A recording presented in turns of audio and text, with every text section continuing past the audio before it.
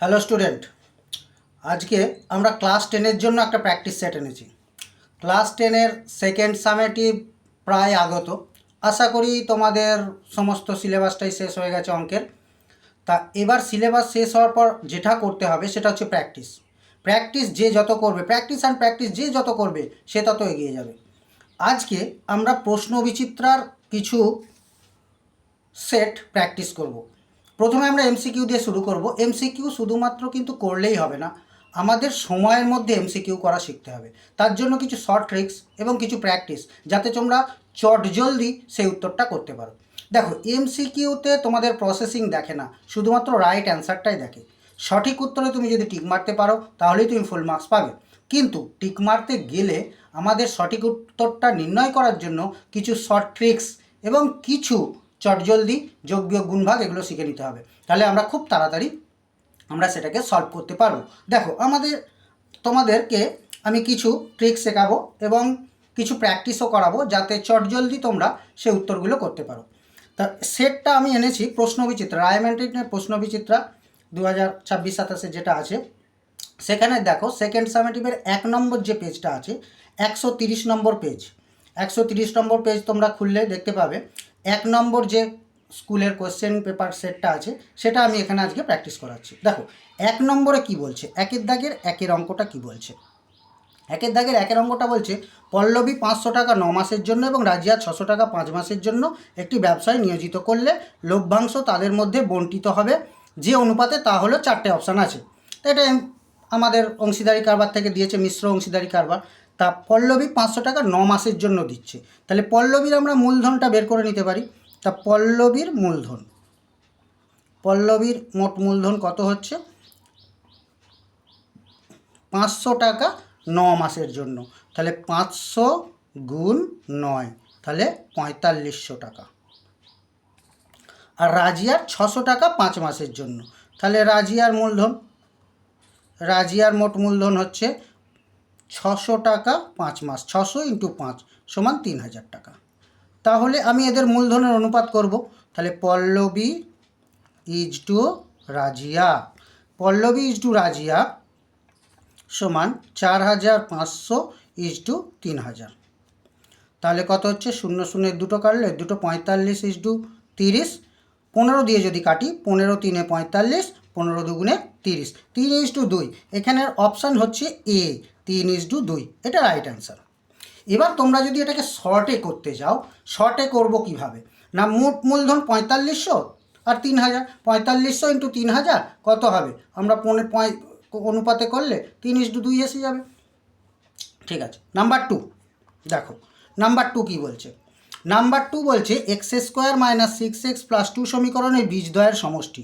x² - 6x + 2 = 0, বীজদ্বয়ের সমষ্টি। 4টে option আছে, কী হবে। তাই এটা দ্বিঘাত সমীকরণের অঙ্ক। দ্বিঘাত সমীকরণের বীজদ্বয়ের সমষ্টি সূত্র মানে আলফা প্লাস বিটা আমরা জানি -b/a। তাহলে এটাকে একটা দ্বিঘাত সমীকরণের আকার আমরা কি জানি, একটা দ্বিঘাত সমীকরণের আকার হচ্ছে ax² + bx + c = 0। তাহলে x² এর সহগটাই হচ্ছে a, x এর সহগ হচ্ছে b, আর c হচ্ছে ধ্রুবক সংখ্যা। তাহলে এখানে x² এর সহগ কী হচ্ছে, 1, কিছু নেই মানে 1, তাহলে a = 1। b এর সহগ কত, x এর সহগ কত না, x এর সহগ হচ্ছে -6, তাহলে b এর মান -6 আর c এর মান +2। তাহলে আমরা জানি বীজদ্বয়ের সমষ্টি মানে আলফা প্লাস বিটা এর সূত্র হচ্ছে -b/a। তাহলে -b/a, তাহলে -6 এর মান 1, তাহলে মাইনাসে মাইনাসে প্লাস, +6/1 মানে 6। এখানে রাইট অ্যান্সার হচ্ছে 6। তাহলে এর অপশান হচ্ছে, দেখো, সি এর অপশান হচ্ছে 6, এটা রাইট অ্যান্সার। ঠিক আছে। নাম্বার 3 কোশ্চেনটা একটু দেখো। নাম্বার 3 বলছে x ভ্যারিজেস y এবং y = 8 যখন x = 2, y = 16 হলে x এর মান কত। 4টে অপশান আছে, এটা ভেদের অঙ্ক। আমরা কি করব না, x ভ্যারিজেস y, তাহলে কি হবে, বা x = ky, যেখানে k হচ্ছে ভেদ ধ্রুবক। এগুলো এমসিকিউতে না লিখলেও হবে, আমি তোমাদের বোঝানোর জন্য বলছি। তাহলে দেখো, y যখন 8, x সমান 2, তাহলে আমরা লিখি x এর জায়গায় 2, k × 8। তাহলে k এর মান বের করব, k = 2/8, মানে কাটাকুটি করলে 1/4। আবার আবার এটা কি হবে দেখো, আবার এই ইকুয়েশনটা লিখবো এক্স ইজগাল টু কে ওয়াই। এইখানে এক্স এর মান বের করতে বলেছে যখন ওয়াই ইজগাল টু 16, তাহলে এক্স সমান কে এর মান 1/4 আর ওয়াই এর মান 16, তাহলে কাটাকুটি হলে 4 সমান 4, তাহলে এক্স এর মান 4। এখানে অপশান আছে দেখো বি, তাহলে বি হচ্ছে রাইট অ্যান্সার 4, এটা রাইট অ্যান্সার। এরপর নাম্বার 4 দেখো কি বলছে, দুটি বৃত্তের ব্যাসার্ধের দৈর্ঘ্য 3.5 সেমি এবং 2 সেমি, বৃত্ত দুটি পরস্পরকে অন্তঃস্পর্শ করে, বৃত্ত দুটির কেন্দ্রদ্বয়ের মধ্যে দূরত্ব কত?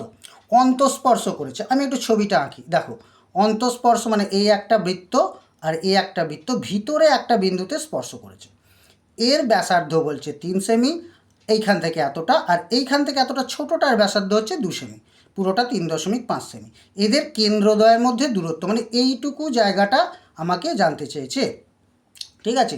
তাহলে পুরোটা যদি 3.5 সেমি হয় আর এইখান থেকে এটা 2 সেমি হয়, তাহলে তাদের এইটুকু দূরত্ব কত হবে? মানে 3 বিয়োগ হবে, এটা পুরোটা 3.5 সেমি, এখান থেকে এতটা, আর এইখান থেকে এতটা 2 সেমি, তাহলে এখান থেকে এতটা কেন্দ্রদ্বয়ের এই একটা কেন্দ্র এই একটা কেন্দ্র, এই দুটো পার্থক্য কত মানে বিয়োগফল। একদম মুখে মুখে উত্তর, 3.5 সেমি থেকে 2 সেমি বাদ মানে 1.5 সেমি। এখানে অপশান আছে দেখো সি অপশান হচ্ছে 1.5 সেমি। এই রকম অঙ্ক যদি আর এক রকমভাবে দেয়, কীরকম না, বৃত্ত দুটি যদি তোমার বহিঃস্পর্শ করে, বৃত্ত দুটি বহিঃস্পর্শ করা মানে হচ্ছে এই রকম বাইরের দিকে স্পর্শ করবে, তখন তাদের কেন্দ্রদ্বয়ের মধ্যে দূরত্ব হবে দেখো যোগ হয়ে যাবে। একই রকম অঙ্ক পরীক্ষায় দেয়, অন্তঃস্পর্শ করলে জানবে ব্যাসার্ধদ্বয়ের বিয়োগফল হবে, আর বহিঃস্পর্শ করলে ব্যাসার্ধদ্বয়ের যোগফল হবে, এটা মনে রাখবে।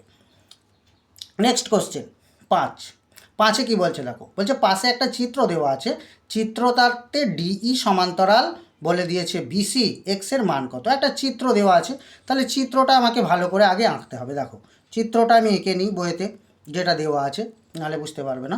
এ বিসি একটা চিত্র ত্রিভুজ দেওয়া আছে, যা ডিই সমান্তরাল বিসি বলে দিয়েছে, ডিই সমান্তরাল বিসি।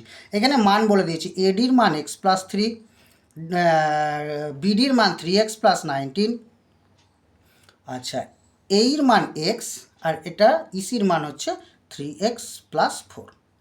এখানে আমাকে এক্সের মান জানতে চেয়েছে, তাহলে এইটা সমান্তরাল, এটা থ্যালাসের উপপাদ্যের নিয়ম, এটা থ্যালাসের উপপাদ্য। থ্যালাসের উপপাদ্য থেকে আমরা কি জানি না, এটা সমান্তরাল যদি এটা হয় তাহলে তার বাহুগুলো সমানুপাতি হয়, তার মানে এটা বাই এটা সমান এটা বাই এটা হবে, অর্থাৎ এক্ষেত্রে হচ্ছে AD by DB, AD by DB সমান হচ্ছে এই বাই ইসি। এবার মানগুলো বসাবো, এডির মান x+3 আর এটা হচ্ছে 3x+19 equal to X by 3x+4। বজ্রগুণ করবো মানে কোনাকুনি গুণ করে দেবো, তাহলে কোনাকুনি গুণ করলে কি হয়, 3x² plus 19x equal to এটার সঙ্গে এটা 3x² plus 9x plus 3x² plus 9x plus 4x plus 12, তাহলে কী হয় 3x² কেটে গেল, তাহলে 19x equal to 13x plus 12, 13x plus 12। এবার এক্সটাকে দিকে নিয়ে চলে আসি, 19x মাইনাস 13x সমান 12, তাহলে 6x সমান 12, তাহলে x সমান 12/6 সমান 2, এক্সের মান 2। এখানে অপশান দেখো রাইট অ্যান্সার হচ্ছে ডি, এখানে ডি এ 2 আছে, তাহলে D A right answer 2। Next question number 6 কি বলছে দেখো, 6 বলছে 7 সেমি দৈর্ঘ্যের ব্যাসার্ধ বিশিষ্ট একটি নিরেট অর্ধগোলকের সমগ্রতলের ক্ষেত্রফল কত? 7 সেমি দৈর্ঘ্যের ব্যাসার্ধ বিশিষ্ট নিট অর্ধগোলকের সমগ্রতলের ক্ষেত্রফল, তাহলে অর্ধগোলকের সমগ্রতলের ক্ষেত্রফল কি জানি, একদম ডাইরেক্ট সূত্র লিখে দিলেই হয়ে যাবে, অর্ধগোলকের সমগ্রতলের ক্ষেত্রফল, সমগ্রতলের ক্ষেত্রফল হচ্ছে 3πr², তাহলে 3πr², তাহলে 3πr² যদি হয় তাহলে 3 ইন্টু পায়ের মান বসাবো না, কারণ অপশনে পাই দেওয়া আছে, আর মানে 7 হোল স্কোয়ার, এত বর্গ সেমি। 7 হোল স্কোয়ার কত হয় না, 7 হোল স্কোয়ার 49, তাহলে 49 বর্গ সেমি, তাহলে 147 পাই বর্গ সেমি। এখানে দেখো অপশান আছে সি, তাহলে সি এরটা রাইট অ্যান্সার 147 পাই। নেক্সট কোশ্চেন হচ্ছে 7, একটি লম্ববৃত্তাকার শঙ্কুর ব্যাসার্ধ r/2 একক এবং তির্যক উচ্চতা 2l হলে সমগ্রতলের ক্ষেত্রফল কত? শঙ্কুর সমগ্রতলের ক্ষেত্রফল, তাহলে শঙ্কুর সমগ্রতলের ক্ষেত্রফল এর সূত্রটা ফেলে দাও, সূত্র ফেললেই অঙ্ক হয়ে যাবে। সমগ্রতলের ক্ষেত্রফল হচ্ছে পাই আর ইন্টু আর প্লাস এল। দেখো এখানে আর মানে ব্যাসার্ধ, এল মানে তির্যক উচ্চতা, তাহলে পাই আর মানে ব্যাসার্ধ, এখানে ব্যাসার্ধ কত বলে দিয়েছে r/2, তাহলে এখানে আর এর জায়গায় আমি বসাতে পারি r/2, আর এল বলে দিয়েছে 2l, এলের জায়গায় আমি বসাবো 2l, হয়েছে। এইবার দেখো এখানে কিন্তু অপশানের সঙ্গে কোনটা মিলছে না, একটা ক্যালকুলেশন করে আমাকে অপশানে যে অপশানটা আছে তার সঙ্গে মেলাতে হবে। একটু ক্যালকুলেশন করে নিই, পাই ইন্টু r/2 ইন্টু এখানে দেখো 2 লসাও করলাম, তাহলে আর প্লাস 2 দুগুণে 4l। এইবার কি করছি দেখো, এইবার হচ্ছে এই দুইটাকে একটু ভেতরে ঢুকিয়ে দিই, তাহলে পাই আর প্লাস 4l বাই 2 দুগুণে 4 হয়েছে। এবার 4 দিয়ে ভাগ করে দেবো, পাই আরকে 4 দিয়ে ভাগ করলে r/4 আর 4l/4 হলো, তাহলে পাই আর ইন্টু r/4 প্লাস এল, এরকম একটা অপশান আছে দেখো, অপশান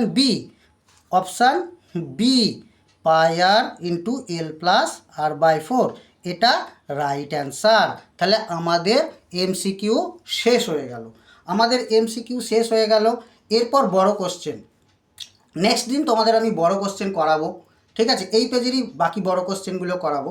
তোমাদের যদি চ্যানেলটা ভালো লেগে থাকে তাহলে চ্যানেলটাকে সাবস্ক্রাইব করে রাখো, পরের দিনের ভিডিও যাতে তোমার কাছে সর্বাগ্রে আগে পৌঁছায় সেজন্য তোমরা চ্যানেলটাকে সাবস্ক্রাইব রাখো। চলো নেক্সট দিন তাহলে দেখা হবে, টাটা।